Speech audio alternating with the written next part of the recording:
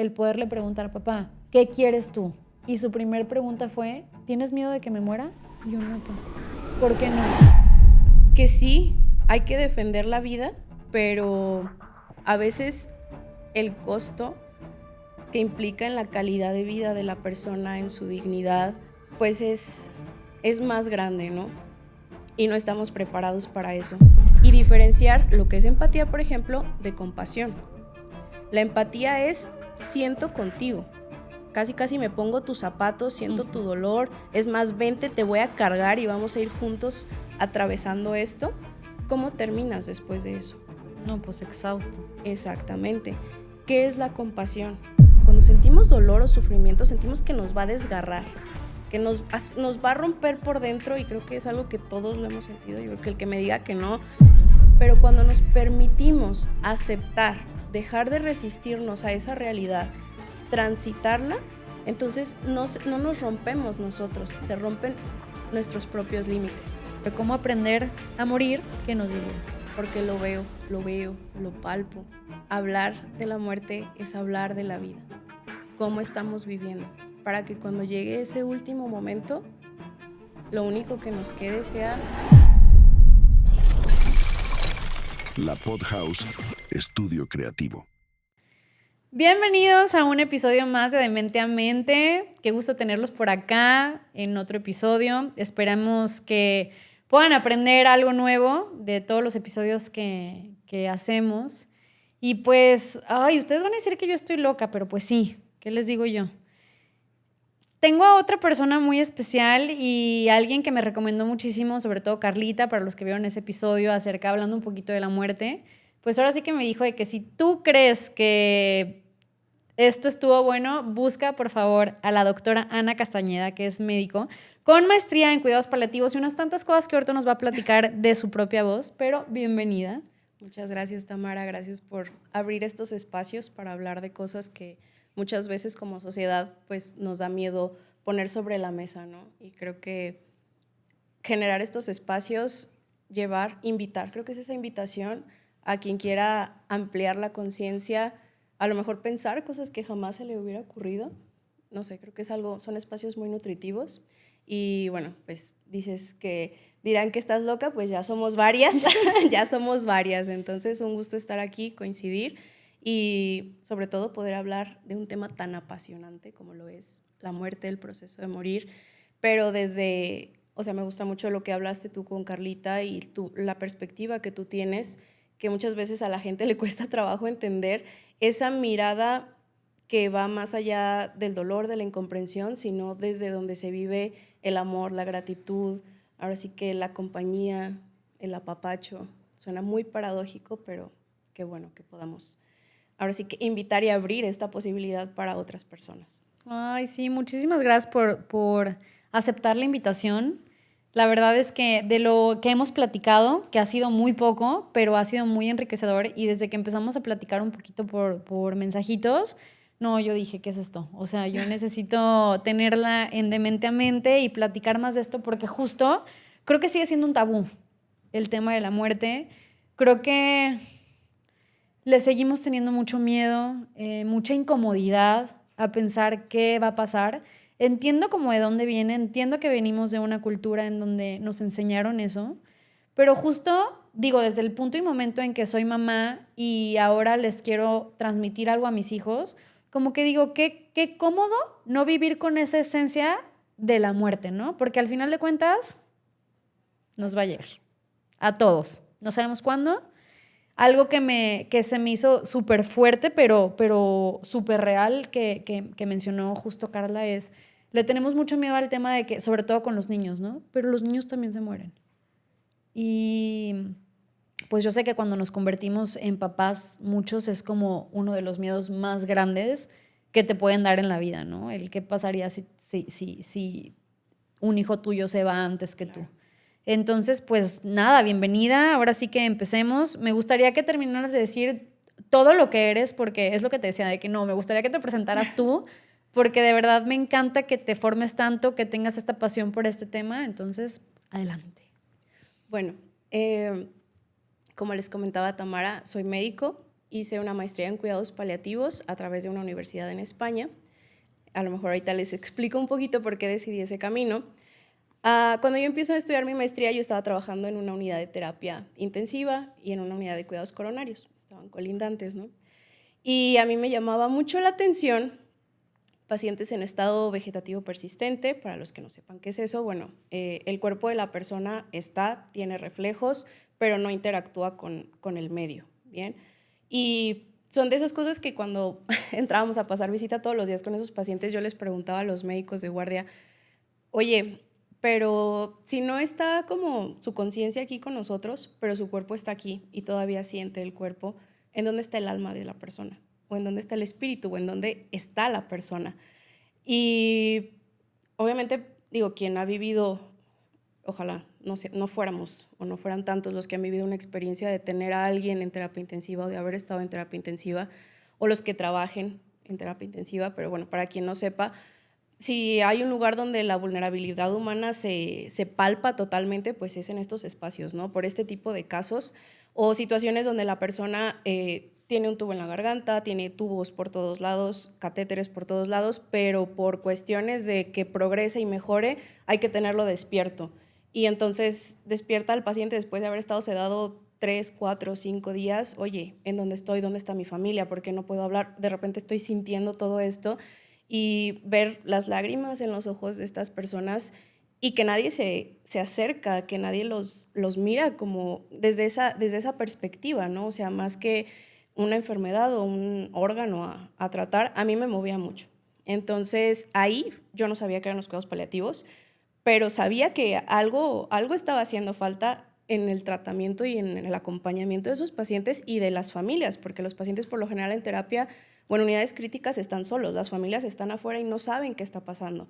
A veces el paciente fallece y hay que esperar un tiempo porque el médico tratante le tiene que informar a la familia antes de la situación. Entonces, imagínense el tiempo que se pierde de estar con tu ser querido en un momento como ese, ¿no?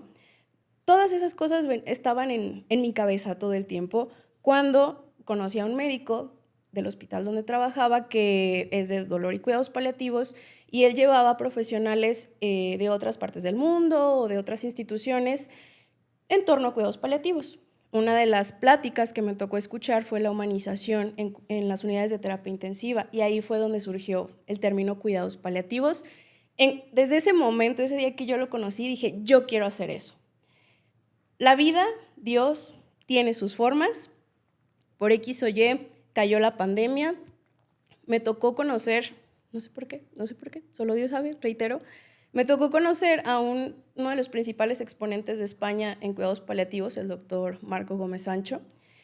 Vino a dar una ponencia. Yo ni sabía que venía, ni sabía cómo había llegado hasta ahí. Me dijeron, está en tal institución. Llegué, agarré uno de los libros que tenían vendiendo ahí del doctor, que se llamaba Cómo dar bien malas noticias en medicina. En cuanto leí la parte de atrás, dije, es que todo esto es lo que yo siento, quiero conocer a este doctor. Me metí sin boleto, sin nada, me formé para que me firmara el libro y dije, ¿qué le voy a decir al doctor? No tengo la menor idea. Cruzamos unas cuantas palabras, me dijo, tengo una maestría, ahorita por todo el tema de la pandemia, se puede realizar en línea, aquí está, adelante. Y bueno, terminé haciendo esa maestría. Es una formación muy diferente a la que tenemos aquí en México, porque España pues está mucho más avanzado. Es como ahora sí que la mejor adaptación de lo que es la esencia del cuidado paliativo que nace en Inglaterra. Y bueno, el punto es que así llegué a mi maestría. Para que se den una idea, cuando empiezo a estudiar, pues me empecé a cruzar con muchos doctores, con muchos profesionales que se dedicaban o a hacer paliativos o a dar acompañamiento. Y me gusta mucho cuando reconozco como toda la trayectoria profesional que he tenido, decir que soy muy buena en lo que hago, pero no es como yo soy muy buena, es como soy el resultado de la suma de todos esos profesionales que trabajan con la vocación y el corazón en la mano para humanizar la salud. Y se me hace como bien bonito poder decir, wow, de ahí vengo. Qué padre. ¿Y sabes qué? Se nota con cómo te expresas acerca de tu trabajo. A mí justo eso fue lo que me encantó desde que empezamos a hablar, te dije, ¿no? De que No, o sea, necesito que esta plática sea pronto porque justo eso sentí, o sea, dije, qué pasión tan bonita, qué manera tan linda de verlo. Se nota que estás muy preparada y me gustó muchísimo esa parte y por eso, pues, yo quería que estuvieras aquí. Ya me contestaste mi primer pregunta justamente. Me fui muy por la tangente, pero me emocioné. No, me encanta, me encanta, me encanta. Y justo la segunda también, ¿qué fue lo que te movió en terapia intensiva para decidir dedicarte a los cuidados paliativos, ¿no? ¿Cómo cambió tu manera de ver la vida después de acompañar a tantas personas a morir? Bueno, ya te decía yo, me vas ubicando si de repente me voy por otro camino, pero la primer paciente que más me movió dentro de lo que es el acompañamiento y del cómo veo o cómo concibo el proceso de final de vida fue una paciente que tenía mucho tiempo en terapia intensiva justamente. Era un cáncer ya muy avanzado, con muchas complicaciones a nivel pulmonar que ya no. O sea, si le mueves, se va a complicar más. Si no le mueves, pues es al menos dejarla tranquila y que pueda estar tranquila, ¿no? El tiempo que tenga que ser. Por X o Y, de repente los médicos dijeron, bueno, vamos a así moverle a la parte del pulmón. Se complicó muchísimo. Yo, pues esa paciente al tener tanto tiempo, era maestra, le gustaba mucho leer. Le empecé a leer libros, ¿no? Ella estaba traqueostomizada, no podía hablar bien, pero estaba, como les digo, en sus 5 sentidos. Y esperaba el momento del día para que yo la acompañara a leerle algo. Le decía a las enfermeras que a qué hora iba a pasar para su momento de lectura. A veces me decía, detente, solo estate aquí conmigo en silencio. Cuando se complica, después de las decisiones que se toman en torno a la parte clínica, cae en paro cardiorrespiratorio y pues medidas de reanimación, ¿no? Soy parte del equipo de apoyo, pues yo le entro. Esa fue la primera vez que yo di una reanimación cardiopulmonar y estaba llorando. La jefa de enfermera me dijo, doctora, no se preocupe, sálgase, yo continúo. Y creo que es en esos momentos donde te cuestionas que sí, hay que defender la vida, pero a veces el costo que implica en la calidad de vida de la persona, en su dignidad, pues es más grande, ¿no? Y no estamos preparados para eso. Entonces, yo sé que suena muy fuerte para algunas personas decir, es que cómo no vas a luchar, es que cómo vas a dejar de hacer, es que sí, eso es el respeto a la vida, ¿no? Luchar hasta el último momento, sobre todo para los que son médicos y profesionales de la salud. Pero son esos casos los que, si no te siembran algo dentro y te dicen, oye, creo que parte de respetar la vida también es que llegue el proceso final de manera tranquila, de manera digna, porque impacta no solo en el paciente, impacta en la familia y impacta en el equipo terapéutico que está alrededor, ¿no? Entonces, son unas enseñanzas de vida. Esa fue, yo creo que la más importante, la más grande, donde pues somos minoría, ¿no? Mi mamá siempre me ha dicho, es que está haciendo punta de lanza en un territorio muy hostil, porque decirle a otro médico, y hubo muchas veces, o sea, muchas veces me gritaron los doctores de que cómo me atrevía yo a hablar de estas cuestiones, incluso como esta ofensa de decir, es que cómo no vas a hacer más por la vida de una persona, pero tener como ese valor de posicionarte y decir, voy a defender la vida a través de que no nos obstinemos en mantenerla a costa de la dignidad o el bienestar de la persona, ¿no? Más o menos. No, me encanta, o sea, me encanta. Siento que voy a estar muy callada este episodio y me encanta porque creo que tienes una manera muy bonita como de expresar todo. Pero justo eso, fíjate que yo me empecé a cuestionar mucho eso porque creo que algo que nos hace falta mucho es ver que la muerte es parte de la vida. Y justo me empecé a cuestionar mucho en el tema médico de hasta dónde y por qué, si lo único que tenemos seguro cuando nacemos es que nos vamos a morir, ¿por qué resistirnos tanto a la muerte, no? O sea, me lo sigo cuestionando y seguiré cuestionándomelo yo creo que hasta el fin de mi propia vida, pero justo ahorita te estaba platicando antes de empezar, ¿no? Yo creo que me cambió mucho la perspectiva teniendo tantas personas, viviendo tan de cerca, tanto tiempo, cuidados, en coronario, en terapia intensiva, te digo, conozco el hospital como la palma de mi mano, he estado yo creo que en cada cuarto con diferentes familiares, entonces yo creo que ahí empecé como a cuestionarme tantas cosas, ¿no? Y justo me decías algo que me hizo cuestionarme muchísimo y se me hizo súper interesante.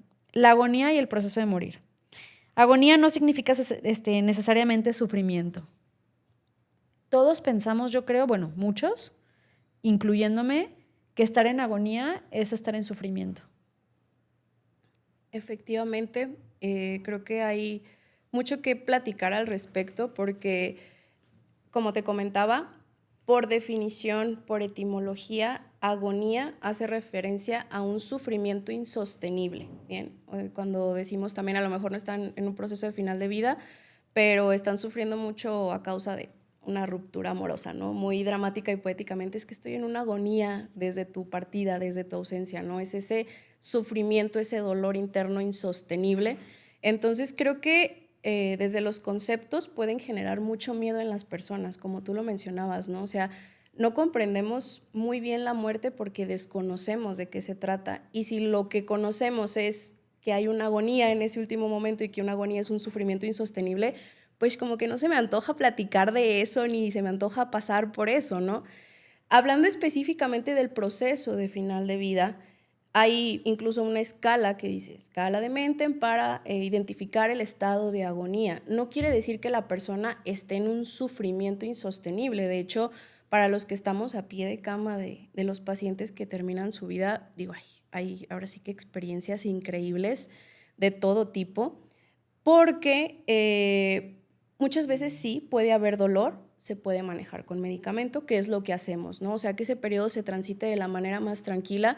Entonces, sí, puede haber dolor, se puede manejar. Puede que se viva sin nada de dolor también. O sea, hablando nuevamente, perdón por ser repetitiva, del proceso de final de vida, sí se le conoce como el periodo de agonía, pero no porque haya un sufrimiento insostenible. Es como el término que se adoptó para el proceso de final de la vida, que es cuando ya los datos de que el cuerpo se está preparando para morir ya se instauraron y ahí sí. O sea, no importa las medidas que utilices, lo que tú hagas, esa persona, el cuerpo ya marcó la pauta de hasta aquí llego y va a fallecer esa persona. Obviamente, si implementamos medidas extraordinarias, pues se va a prolongar y ahí es donde viene el término prolongar la agonía, pero una vez instaurada el proceso de agonía va desde unas pocas horas hasta, se le dice 7 días, pero cada persona, cada paciente es completamente diferente. Hemos tenido pacientes en situación de agonía de 15 días, 20 días, que tú los ves, se dice que es este periodo porque el cuerpo empieza a perder sus reservas de todo, ¿no? Reserva energética,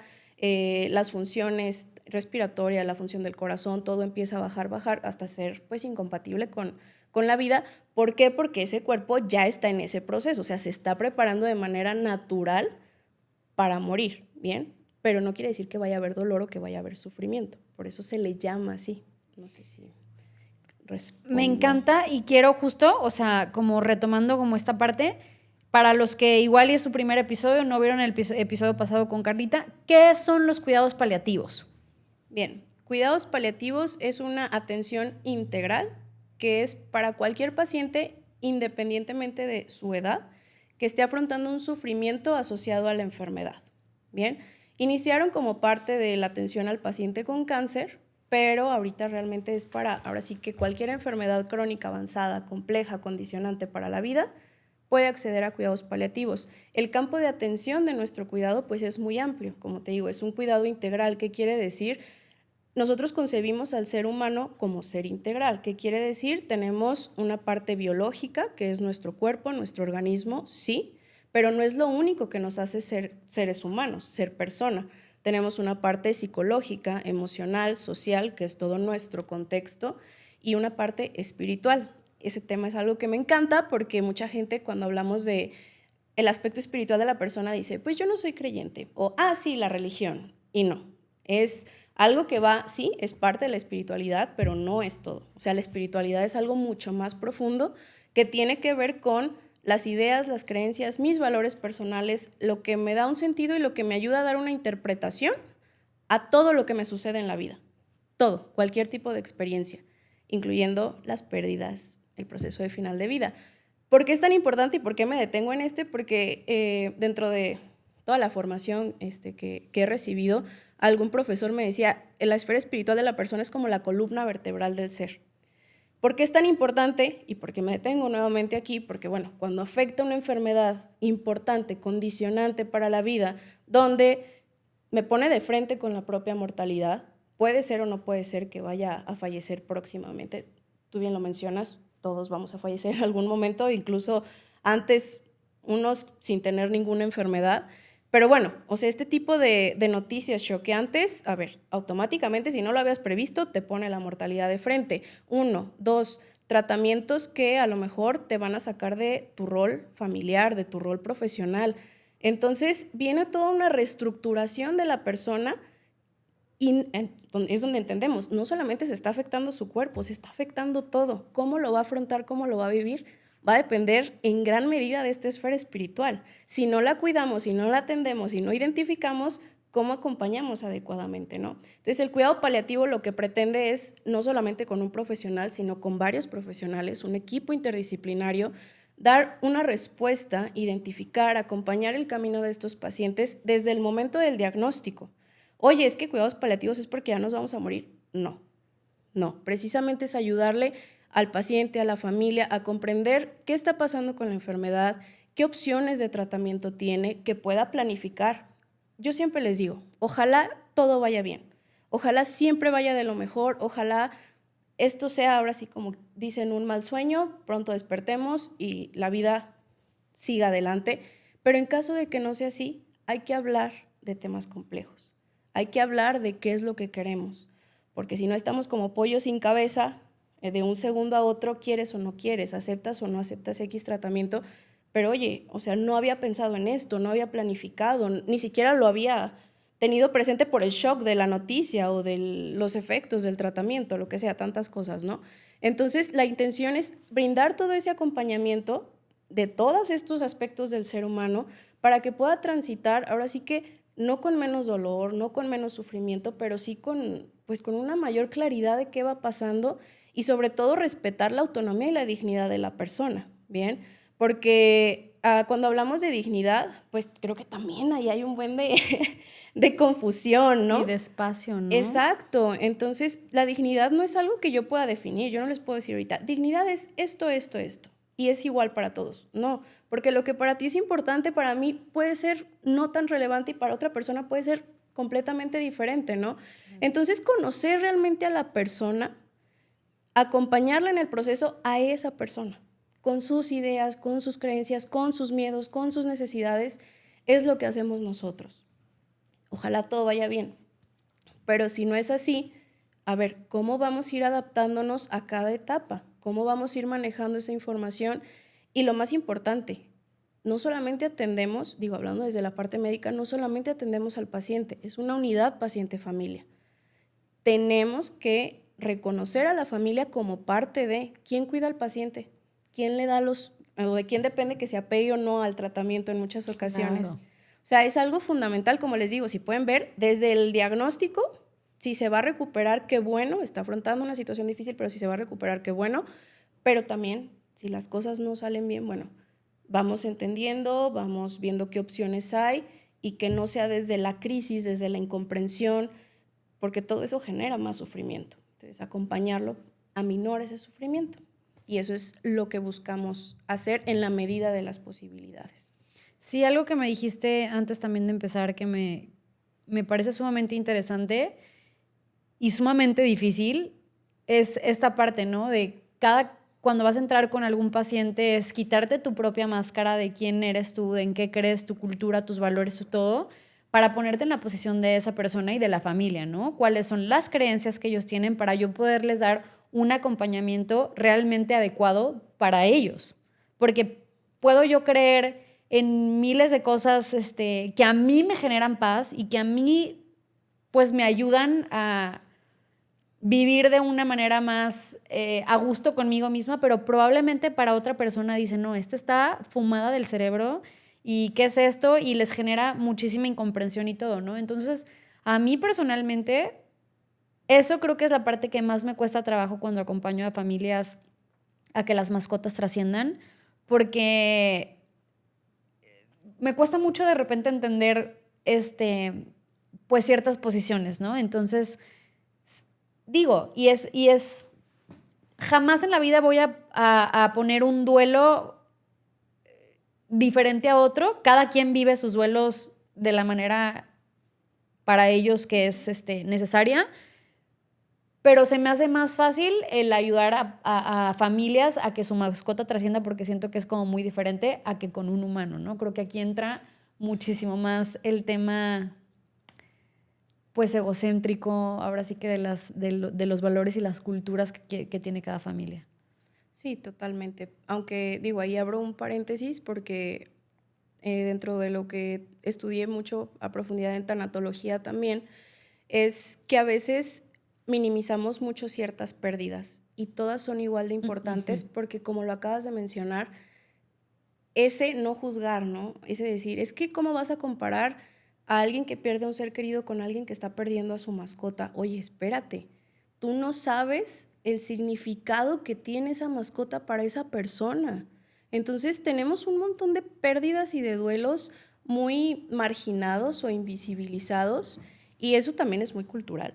Sí. Porque, o sea, por ejemplo, la clásica, ¿quién no ha vivido un desamor? Así un profundo desamor. Es más, ¿cuántos casos de suicidios en adolescentes tenemos por el profundo dolor de no saber cómo manejar un desamor? Y cómo, como sociedad, muchas veces decimos, ay, ¿cómo es posible que solo por eso, incluso a nuestros papás, ¿no? Sin mala intención, desde el desconocimiento, cuando nos veían deshaciéndonos por el novio o por la novia, era como, no seas payaso, no digas eso. Entonces, desde ahí ya estamos invalidando emociones y lo más importante, estamos quizá cuarteando o impidiendo que como persona desarrollemos herramientas personales para afrontar las pérdidas. Porque como aprendemos a gestionar las pérdidas desde que somos chiquitos, es como vamos a gestionar pérdidas más grandes de adultos. Así de importante es no minimizar ningún tipo de pérdida y como dices, ¿no? O sea, el que yo no pueda comprender por qué te está doliendo tanto no le resta importancia a lo que estás viviendo. Claro. Y eso es fundamental. Y dentro de la formación que recibimos como acompañantes y que, como bien lo mencionas, tú que ya acompañas, es ese respeto al otro. Puedo yo no entender por qué tomas esa decisión, por qué tienes esta postura. No me corresponde decirte, oye, esto está bien, esto está para nada. O sea, eso también es como el arte tan fino de acompañar al otro que a veces tú estás por dentro de que es que si le das para ese lado, te vas a sentir mejor, te va a funcionar más o te estás centrando mucho. No nos corresponde.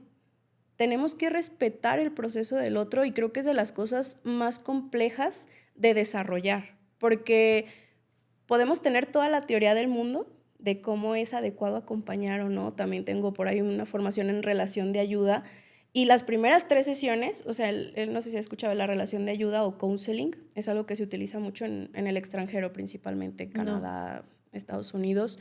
Es un modelo de terapia breve donde tratas una situación en específico. Por ejemplo, se murió mi mascota, estoy en crisis, estoy en duelo y toda la atención o el acompañamiento es para eso. No vamos a profundizar en otras situaciones, específicamente vamos a tratar eso. Las primeras 3 sesiones son para que el paciente hable, o sea, tú no puedes intervenir para nada. El resto de las sesiones es a través de preguntas, un diálogo socrático, de lo que el paciente te dice, tú le regresas, es como un espejo, pero en ningún momento puedes intervenir, es tu boca cerradita, escuchando, identificando, porque también eso es importante, ¿no? A ver, tengo que ver, me está diciendo una cosa, pero veo que realmente lo que quiere, lo que siente, lo que está pasando es otra. Entonces es bien fino este arte de acompañar, pero creo que lo más complicado, como dices, es, a ver, respeta, no se trata de ti, se trata del otro. Oye, es que yo no importo. No, claro que sí, hay un proceso de cuidado para nosotros como profesionales porque acompañamos el dolor. O sea, Y también es pesado y duro. exacto, o sea, tú de lo que has vivido, de lo que te ha tocado, ese sufrimiento, ese dolor, al final del día, y siempre lo digo, somos energía, la emoción es energía. Y no estoy hablando de nada, de nada extraño, ¿no? O sea, realmente hay un desprendimiento energético, porque no sé, pero es importante cómo nos cuidamos, es importante hablar de eso. Sí, yo he aprendido muchísimo desde que hago esto acerca del silencio. Porque creo que antes tenía como las ganas como de dar las herramientas que a mí me funcionaban, ¿no? Y es también una parte egoísta porque pues yo no sé si a alguien más le van a servir las herramientas que yo tengo. Y lo he aprendido en este camino y lo he aprendido igual a base de fregadazos, pero he aprendido últimamente mucho del silencio.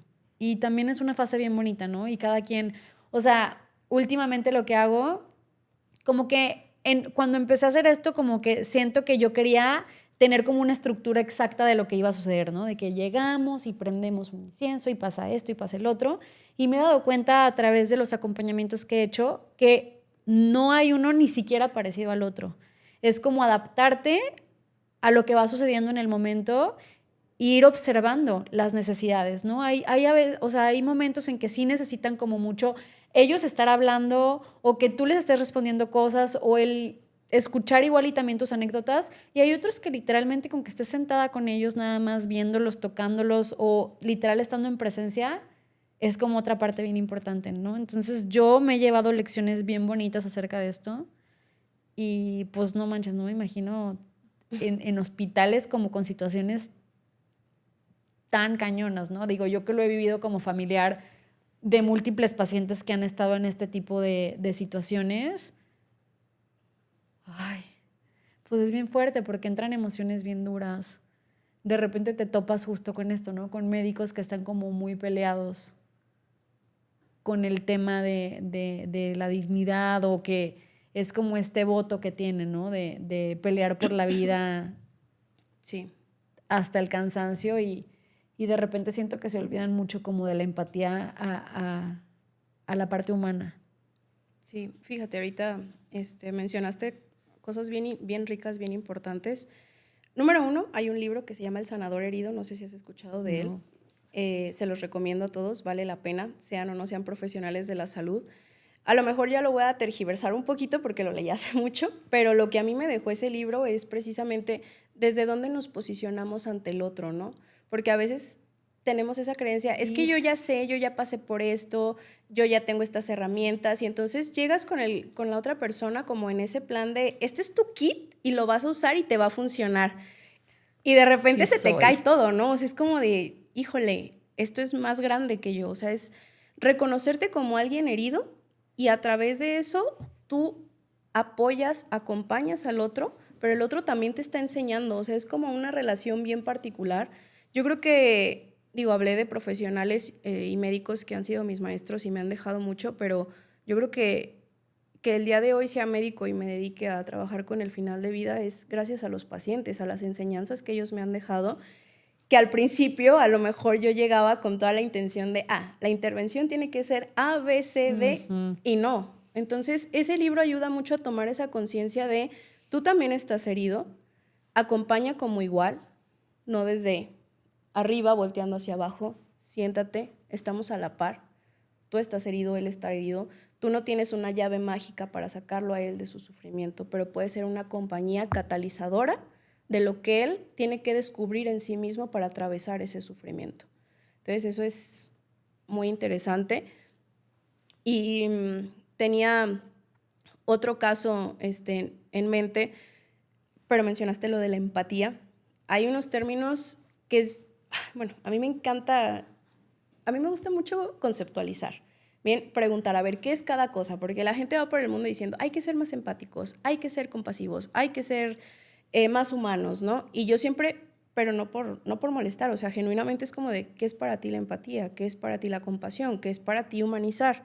Porque quiero saber de qué me estás hablando. Y a veces damos por hecho que empatía, pues es lo mismo para ti y para mí. Pero cuando abrimos ese diálogo inicial de a ver qué es para ti, a lo mejor yo me doy cuenta que yo estaba pensando otra cosa, ¿no? ¡Qué fuerte, claro! Y es bien interesante porque dentro de esto que hacemos entra un aspecto importante, al acompañar emociones tan intensas, si eres el que acompaña, dígase profesional de salud, si eres el familiar que está, cuidador principal que está sosteniendo a toda la familia, si eres quien te toque ser tu papel dentro de una situación de sufrimiento, de crisis, de lo que sea, obviamente hay un contagio emocional.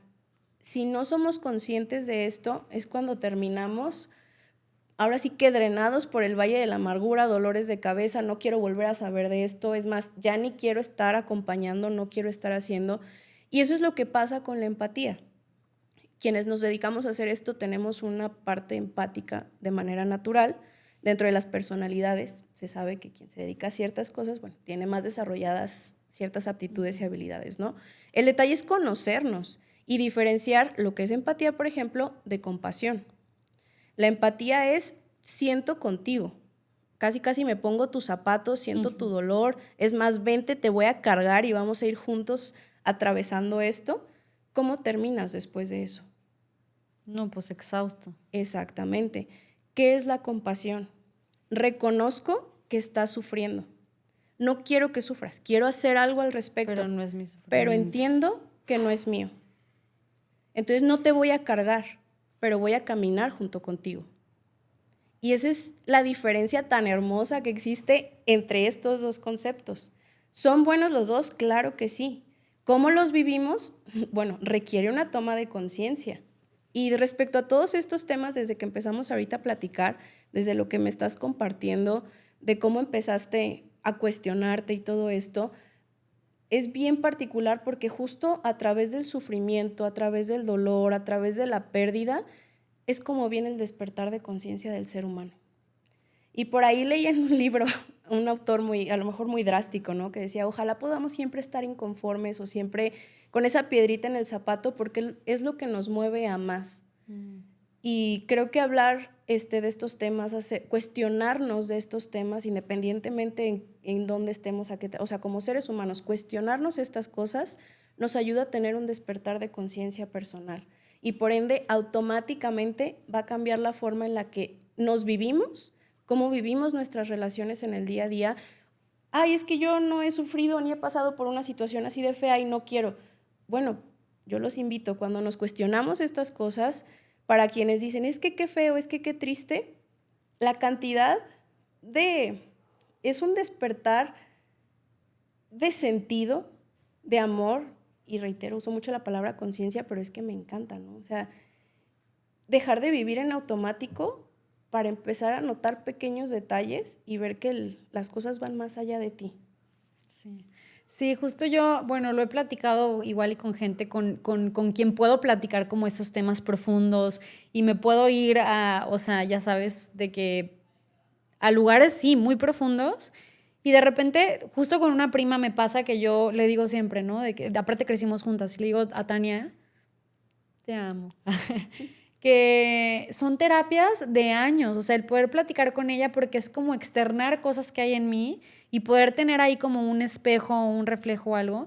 Pero lo que siempre terminamos mencionando es, a veces yo creo que qué rico vivir como en la ignorancia, o sea, algunas veces, porque siento que la conciencia duele, genera esto. O sea, ayer me pasó que no me podía dormir porque soy una persona que todo el tiempo se está cuestionando absolutamente todo.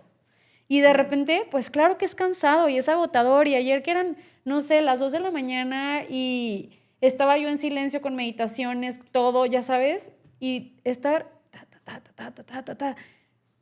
pues también puede ser agotador. Y de repente digo de que ya, o sea, ya necesito descansar, necesito dormir y no puedo creer que todo el tiempo me esté cuestionando tantas cosas. Pero no lo cambio. O sea, porque siento que esta sed justo te lleva como a ir como evolucionando y generando como esta conciencia. Y me surge una duda que justo aquí llego a ella. ¿Qué es lo más importante que una familia puede hacer en estas etapas, pues por su familiar que está viviendo este fin de vida? Tener la apertura de escuchar a quien los pueden guiar, acompañar en ese proceso de comprensión, pero sobre todo tener la apertura de dialogar y de escuchar a su ser querido, porque no es tampoco común silenciar a la persona que está afrontando esto y por lo general hay una necesidad muy grande de expresar cómo me estoy sintiendo, ¿no? Y cuando quieren a veces empezar a hablar, cuando yo me muera, cuando no esté, quiero tal cosa, ahorita ay, no digas eso. no hables de eso, ahorita no digas eso, ay no, qué feo, no hay que pensar en eso. Pero el hecho de que la persona lo esté verbalizando es que hay una necesidad ya de expresarse, ¿bien? Entonces, creo que lo más importante es tener esa apertura de decir, no quiero, me duele, me aterra, no sé cómo manejar esto, pero me voy a guardar silencio y te voy a escuchar. Y sobre todo, número 1, ese silencio, pero también aprender a preguntar. A ver, ¿qué necesitas? ¿Qué quieres? ¿Cómo te puedo acompañar? ¿Qué se te antoja? Depende mucho también de la personalidad de cada persona, ¿no? O sea, hay personas que es lo contrario, se cierran en sí mismas y no sabes si está bien, si está mal, si está sufriendo. También he tenido casos de esos donde hace poquito tuve a 2 hijas preocupadas genuinamente por su mamá, pero es que habla mamá, dile a la doctora, dile, pero habla. Y la señora así como de, pues es que no quiero hablar. Es que sentimos que mi mamá no entiende, como todo esto, ¿no? O sea, yo pienso que tú necesitas, tienes tal cosa, o sea, como no, dejar de suponer es muy importante.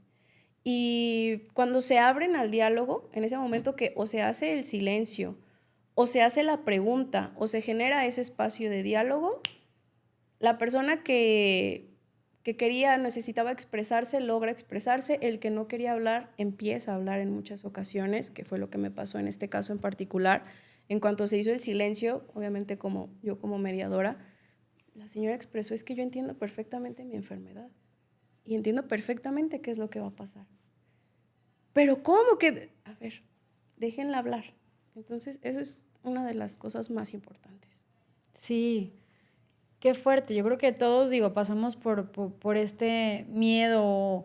Me acuerdo, ahorita que dijiste eso, me llevó a muchos años atrás que mi abuela estaba perfectamente bien de salud, pero murieron 2 hijas de ella de cáncer antes y a los meses su esposo, o sea, mi abuelo, también de un cáncer horrible en el que vivimos procesos como muy fuertes y desde que murieron ella decía, es que yo ya me quiero morir.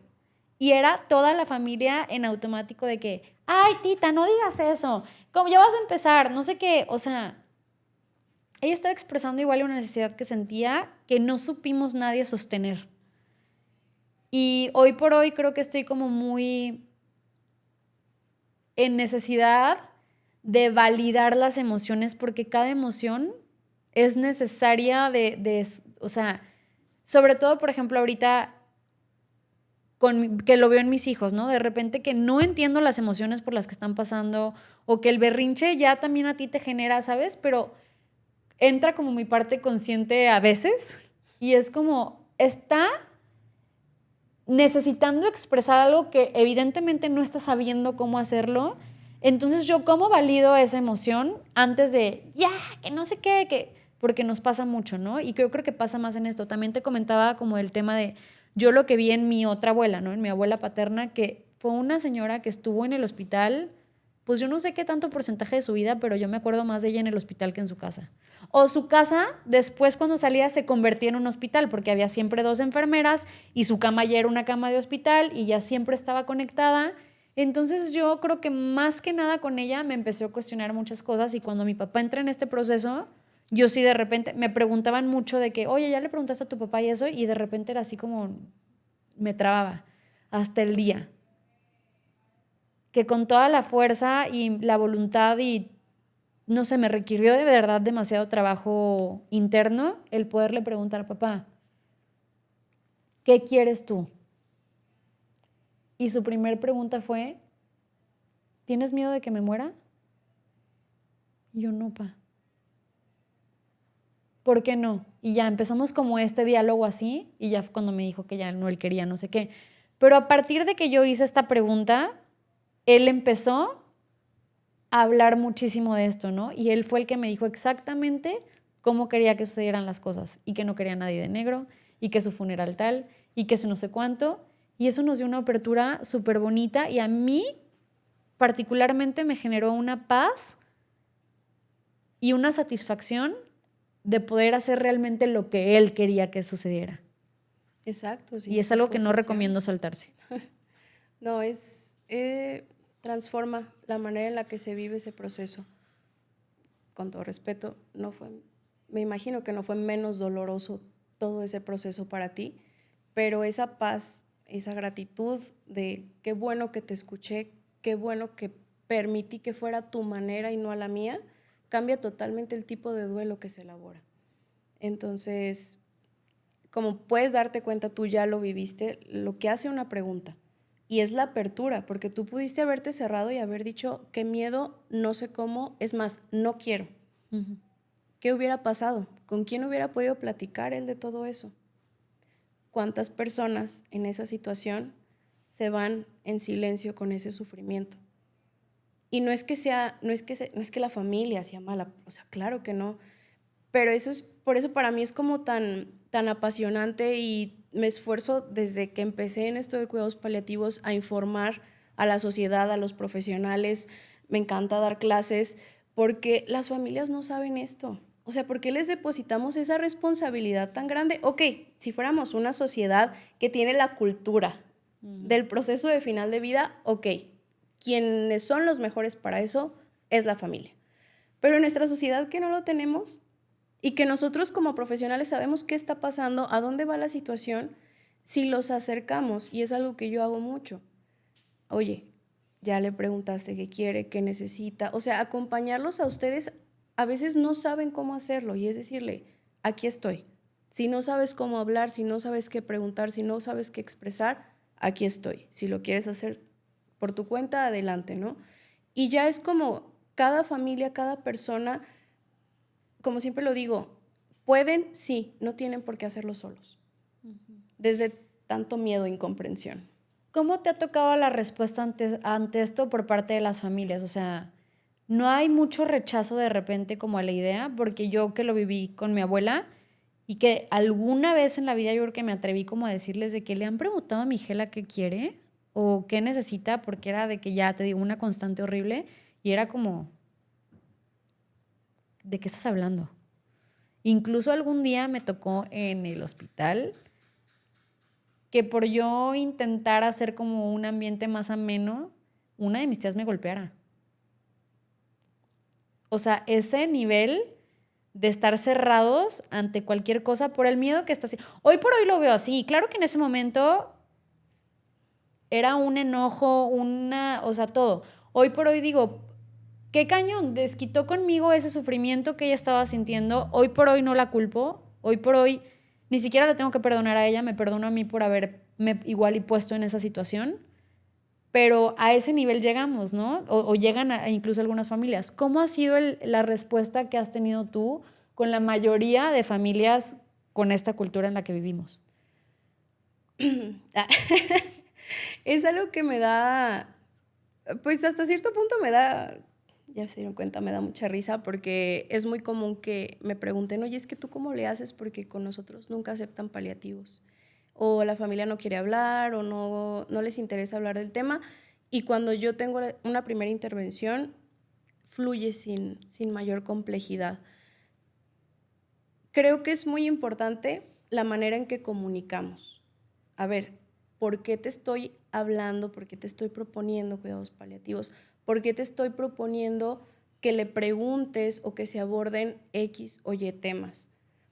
No es lo mismo llegar y decírtelo, nada más para que sepan, tienen que hablar con el paciente de qué quiere o no, porque si se tiene que intubar, bueno, ya estoy dramatizando mucho quizá con ese ejemplo, pero a veces así pasa. O sea, chéquenlo, revísenlo, si va a querer que se intube o no, si va a querer que se haga o no se haga tal medida, y nos avisan y nos damos la vuelta y nos vamos. Me ha tocado casos, una familiar que terminó con una crisis hipertensiva porque llegaron las doctoras de que, pues, tu mamá ya se va a morir, entonces yo te recomiendo que te la lleves a tu pueblo, consigue la ambulancia, se puede morir en el camino, pero pues habla con tu familia y tomen una decisión, quedamos al pendiente. Oye, No, pues sí, claro. A ver, el desgaste del cuidador principal, le estás dando la responsabilidad de a lo mejor de algo que ni siquiera acaba de comprender y tiene que ir y transmitírselo a su familia. Y aparte, lo que están puntualizando, que a lo mejor ellas ni cuenta se dieron del argumento que estaban utilizando. Es muy diferente a sentarnos, abordar a este cuidador principal, decirle, oye, la situación, ¿cómo la ves? Porque de entrada yo ni siquiera llego diciendo algo, yo siempre llego preguntando cómo han observado la evolución, cómo lo han visto en los últimos días, qué les han dicho los médicos. Y a ver, quien no lo había pensado, se le reinicia el chip en ese momento. Y yo no estoy diciendo, no estoy interviniendo, no les estoy diciendo tienes que.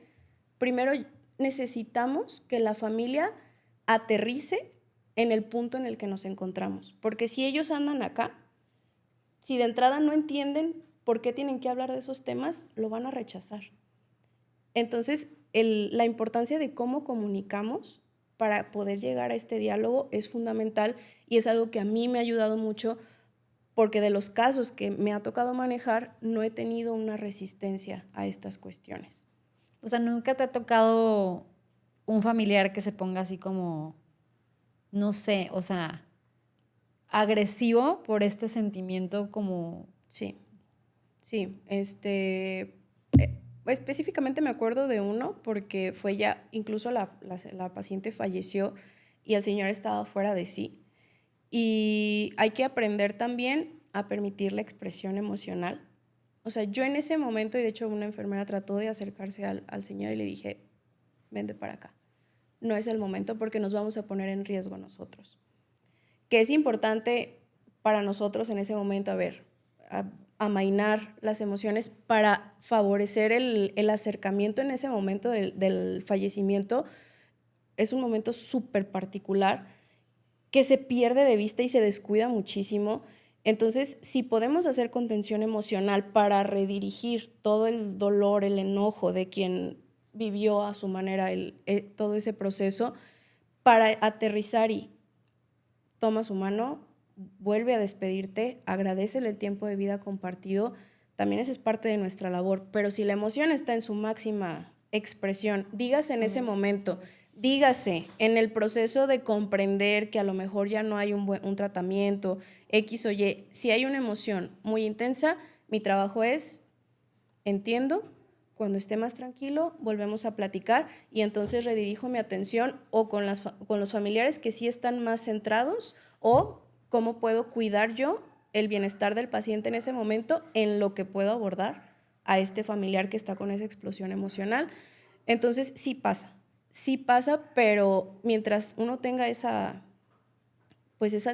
destreza para manejar la emoción humana, que a veces es lo que nos da mucho miedo también, ¿no? ¿Cómo me le voy a poner yo a un señor que está enojado?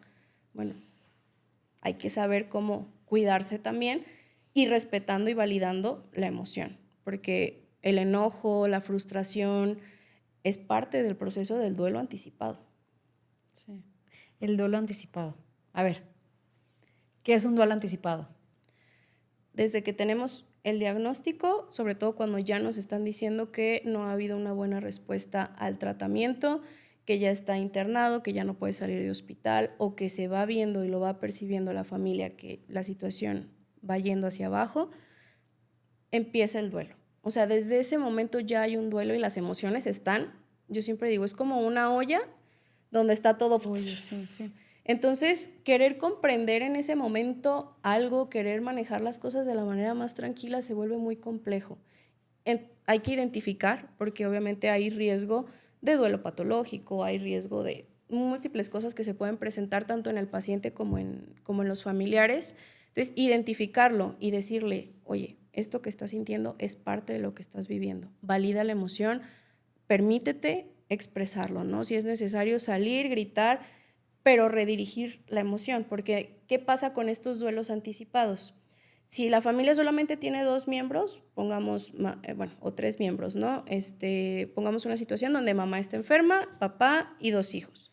Son 3 personas, es complejo. Ahora una familia con 5, 8 hermanos y todos viviendo el proceso de duelo con las emociones a todo lo que da, O sea, cada uno está en su proceso y son unos piques y una gritadera y pues también esta parte, ¿no? Lo que comprende cada uno, si no se ha hecho una reunión familiar, pues cada uno tiene una idea en su cabeza y el que a lo mejor escuchó a la mamá y dijo, es que mi mamá dijo que no quiere estar hospitalizada, que no, es que tú qué sabes, tú no eres médico y por tu culpa se va a morir. O sea, tantas palabras tan hirientes que se mueven desde el dolor, desde el duelo y que no lo comprendemos. Entonces, por eso es tan importante identificarlo, para que poder redirigir esa emoción y que no la descargues con tu hermano, con tu hermana, con quien está cuidando a lo mejor al familiar que está enfermo en ese momento, que puedas tener un espacio para fugar, porque también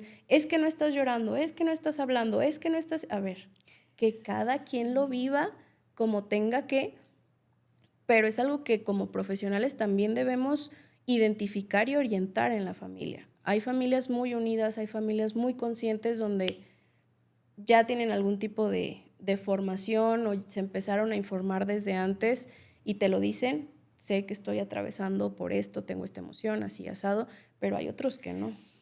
Y yo creo que influye también en cómo justo, ¿no? Vas aprendiendo a través de los sucesos de la vida que te van poniendo en estas situaciones, porque yo me pongo a pensar en la primer pérdida familiar que fue como muy caótica y justo así, ¿no? Éramos mucha familia en el hospital y esto y opiniones diferentes. Pero la quinta muerte, pues evidentemente ya era súper diferente. ¿Por qué? Porque al principio cuando te enfrentas a un duelo, pues justo no sabes bien cómo vivir un duelo, entonces piensas que el duelo es lineal o que el duelo es igual en otro que en ti mismo. Entonces justo empiezan como esas cuestiones de ¿por qué te lo estás tomando así? ¿Por qué no estás llorando? ¿Por qué estás tan tranquilo? ¿O por qué no estás tan...? O sea, y ya cuando vas viviendo como duelos diferentes, literal ya es como, ya sabes hasta cómo vive el proceso de duelo cada persona o más o menos cómo lo va a ir llevando cada quien y vas identificando.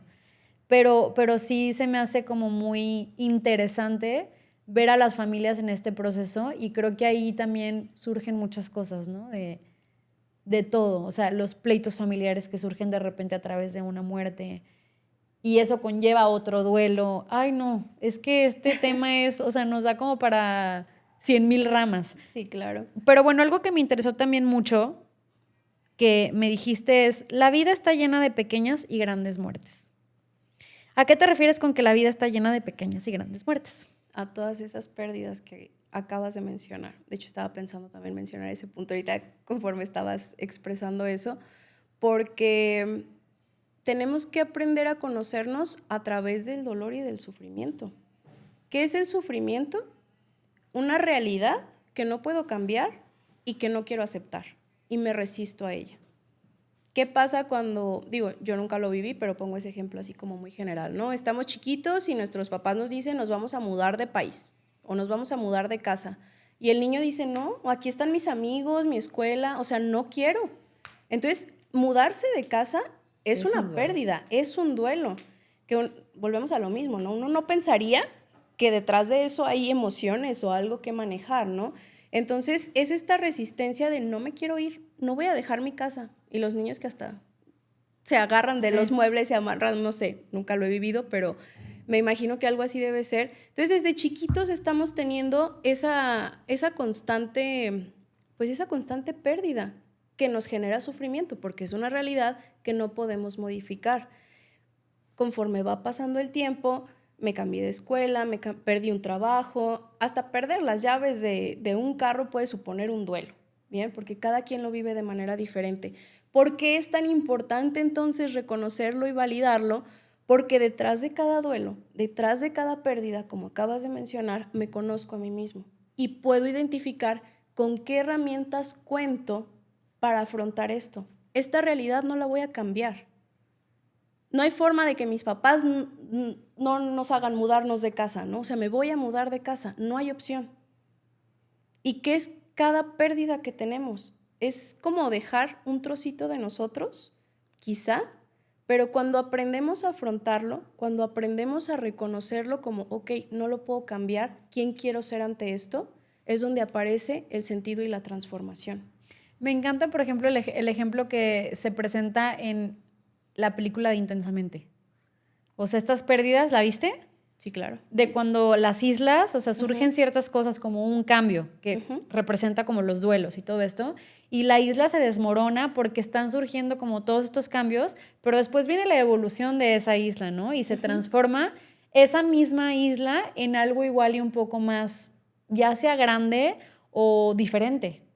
O completo, porque si te fijas al principio, cada isla estaba independiente, ¿no? Y en el momento que se fragmenta todo eso, surge como una unidad. Sí. Y entonces, a través de cada pérdida, pues nos vamos definiendo como seres humanos. Por eso vuelvo al tema de la espiritualidad. Parte mucho de la pérdida, del sufrimiento, porque a través de eso es que reconocemos de qué somos capaces. Ahorita estoy tomando un curso de entender y atender el sufrimiento en la clínica, también de España, y el primer día uno de los doctores usó una frase que a mí me voló la cabeza, que dice, es que ante el sufrimiento humano, o sea, cuando sentimos dolor o sufrimiento, sentimos que nos va a desgarrar, que nos va a romper por dentro, y creo que es algo que todos lo hemos sentido. Yo creo que el que me diga que no, o tiene algún tema emocional, pero yo creo que todos hemos sentido ese dolor ante cualquier cosa que no podemos modificar, y es ese terror de esto me va a romper. Pero cuando nos permitimos aceptar, dejar de resistirnos a esa realidad, transitarla, descubrimos que nuestras posibilidades, nuestra capacidad va mucho más allá. Entonces no nos rompemos nosotros, se rompen nuestros propios límites. Y esa frase a mí me voló la cabeza porque, número uno, porque me posicionó en un proceso muy personal, y en lo que veo con los pacientes, con las familias. Hace poco acompañé a un paciente en su casa al final de la vida. Era un abogado, cuando ya en una situación muy compleja. Cuando llegué me dice, a ver, doctora, yo solamente quiero saber en dónde está el cáncer. Bueno, le expliqué así, asado. Es todo lo que quería saber. Estoy listo, no quiero regresar al hospital, y este tiempo me ha servido para trabajar en algo que nunca había trabajado, que es mi espíritu. No sé, nunca había pensado en eso, no sé si existe, no sé si hay otra cosa, pero estoy sintiendo todo, estoy amando a mi familia, he llorado como vieja, decía él, pero una rendición y una aceptación al proceso que estaba viviendo, obviamente una familia completamente consciente, viviendo el dolor, pero acompañándolo con una conciencia y con una trascendencia. El enfermero y yo que íbamos salimos con la piel chinita de ahí, y son de esos pacientes que no se me van a borrar nunca por ese nivel de aceptación. Creemos nosotros que no estaba sufriendo. Oye, ¿por qué me toca estar en esta situación? ¿Por qué tengo que vivir esto? ¿Por qué de esta manera con mis nietos chiquitos? ¿Por qué no los voy a ver? O sea, tantas cosas, ¿no?, que surgen, y que él llegara a ese punto de decir, y se veía, o sea, te transmitía una energía de tanta paz que todavía se me pone la piel chinita cuando me acuerdo. Entonces, eso es lo que nos permite la pérdida. Yo sé que lo estoy romantizando muchísimo a lo mejor, pero los que nos hemos permitido aprender a trascender el dolor, el sufrimiento de las pérdidas, también hemos encontrado mucha luz. Es que no lo pudiste haber dicho como de una mejor manera, y haz de cuenta que describiste la escena de mi papá, te lo juro. O sea, aquí tengo, y mira, que está literal, transitar con sentido. O sea, fue algo que pusiste justo, que me empecé como a leer como acerca de, y me voló la cabeza, ¿no? Esto, porque a ver, yo sí soy de las personas que dice que el dolor no es opcional, pero el sufrimiento sí. Y cuando tú me escribiste, ahí por ahí una parte de que el sufrimiento es el sufrimiento inevitable pero con sentido. Explorar el sufrimiento desde lo clínico y lo filosófico, y la diferencia entre el dolor y sufrimiento. O sea, yo sí creo que sí son cosas como muy diferentes y que sí se transitan muy diferente.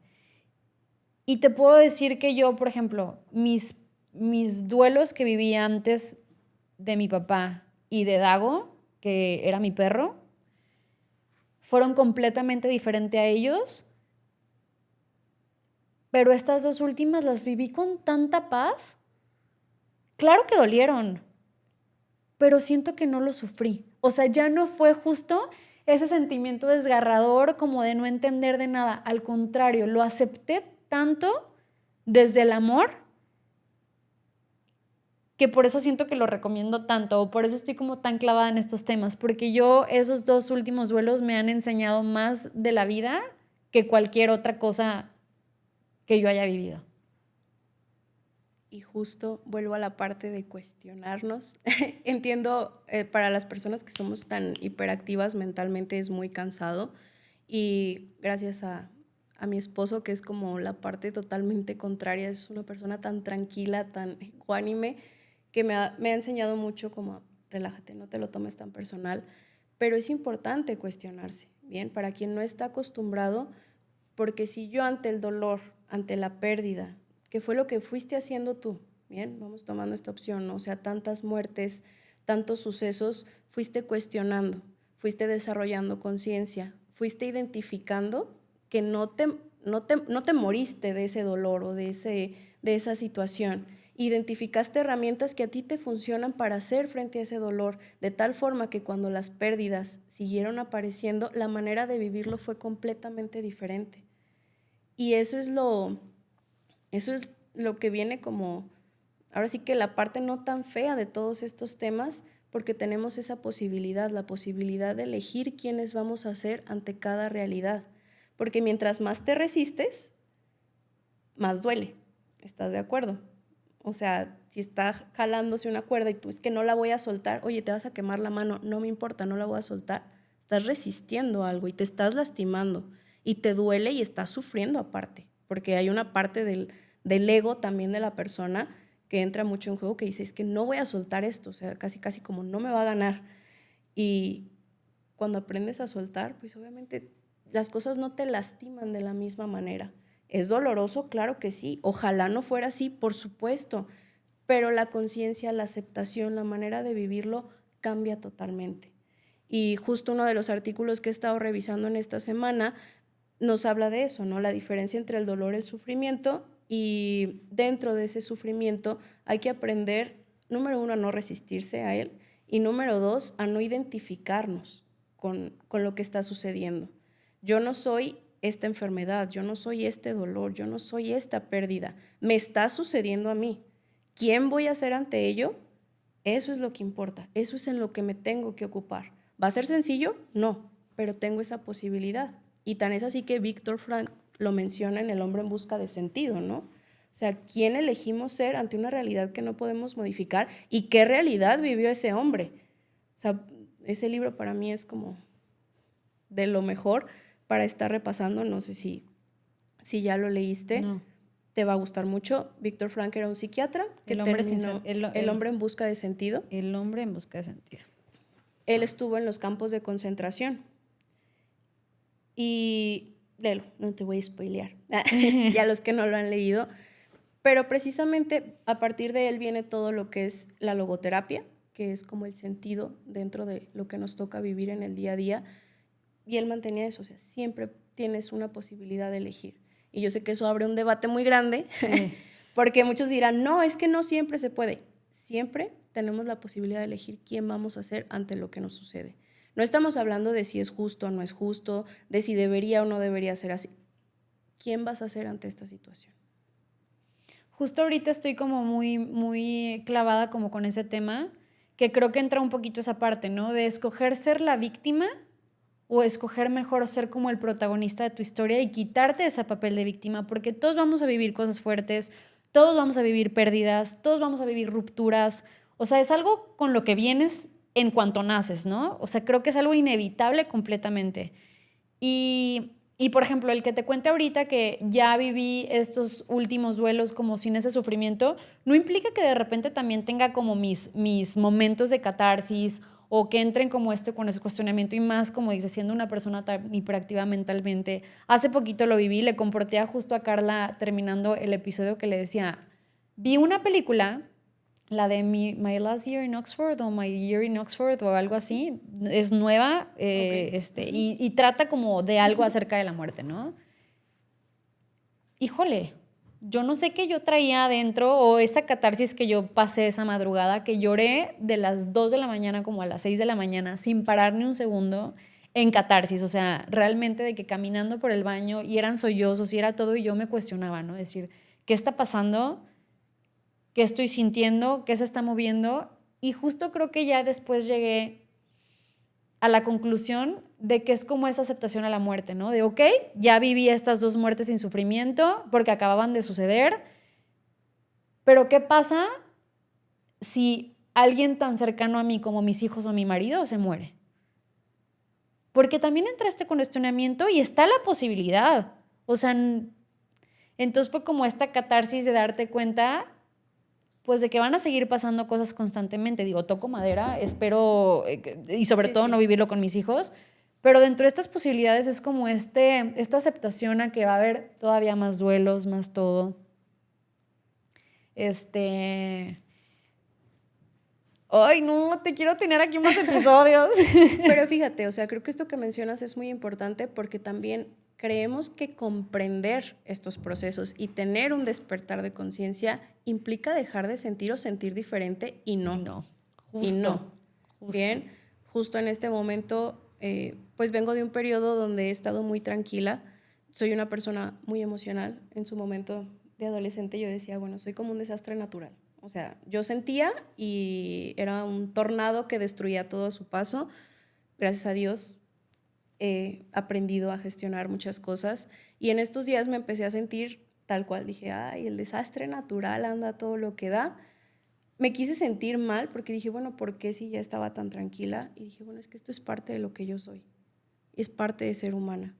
Y no tengo por qué hacerme menos. Si me está tocando sentir esto, lo voy a dejar sin hacerme daño. Porque sentir desde la comprensión marca una diferencia muy grande. Eso, justo, sí. Sí, porque hay cosas que no vas a poder evitar, pero sí siento que, como dices, como vivirlo con conciencia, dándote también el permiso y la chance de sentir como muchas emociones porque somos humanos. O sea, si ya estuviéramos tan evolucionados también y en un nivel de conciencia tan expandida, pues no necesitaríamos ser humanos. Vaya, yo creo, pues, ¿no? O sea, decir de que, a ver, pues por algo estoy en este plano viviendo todos estos procesos que conllevan ser este avatar que hoy por hoy estoy viviendo. Ya nos avisaron aquí en producción que tenemos poco tiempo. Y creo que me quedo con temas, o sea, me quedo con muchas preguntas, mucho todo. Te volveré a invitar. Pero para ir cerrando un poquito como este episodio me encantó. Gracias de nuevo. No sé qué mensaje. No, es más, por aquí tenía la pregunta porque escribí una pregunta bien bonita. Si pudieras dejarle un mensaje al mundo sobre cómo aprender a morir, ¿qué nos dirías? Yo sé que suena cliché, pero es el aprender a vivir. Porque lo veo, lo palpo. Como una persona vive como yo vivo, es como voy a morir. Si me vivo desde el amor, desde la gratitud, desde la aceptación, si me vivo permitiéndome ser humana y vulnerable, hablando y poniendo esto sobre la mesa, va a haber cosas que me van a romper, va a haber cosas que me van a doler, va a haber cosas que no voy a querer. Pero desde donde yo me viva, como sean mis relaciones, mi comunicación, en lo que aprecio, en lo que vivo, en lo que disfruto, qué tanto me permito disfrutar de eso, cuando llegue ese último momento, es lo único que va a quedar. Entonces, hablar de la muerte es hablar de la vida, cómo estamos viviendo, para que cuando llegue ese último momento, lo único que nos quede sea transitar la parte humana que nos toque, pero que sea desde la tranquilidad, desde la gratitud, desde el amor, porque también eso es lo que le vamos a transmitir a nuestros seres queridos en ese momento. No, pues yo creo que con eso nos quedamos. Gracias por estas últimas palabras, neta, qué bonito. No, pues nuevamente gracias a ti por abrir estos espacios, son temas muy importantes y pues nada, temas muy humanos sobre todo. Sí. Gracias a la producción porque pues es tarde, aquí seguimos después de un día de mucho trabajo, gracias a la Podhouse y a todos los que están en ella. Muchas gracias a ti por estar también a esta hora y prestarme de tu tiempo, pues de repente es complicado y vienes también de trabajar, entonces lo agradezco triplemente. Y pues nada, gracias a todos los que llegaron hasta este punto del episodio, si es que llegaron. Compartan este episodio. Creo que hoy de verdad hablamos de temas bien interesantes que todos deberíamos estar hablando o escuchando en algún momento de nuestras vidas. Y no se olviden de suscribirse, eso ayuda mucho a este canal. Y pues nada, nos vemos en el próximo episodio. Muchas gracias. La Pod House, estudio creativo.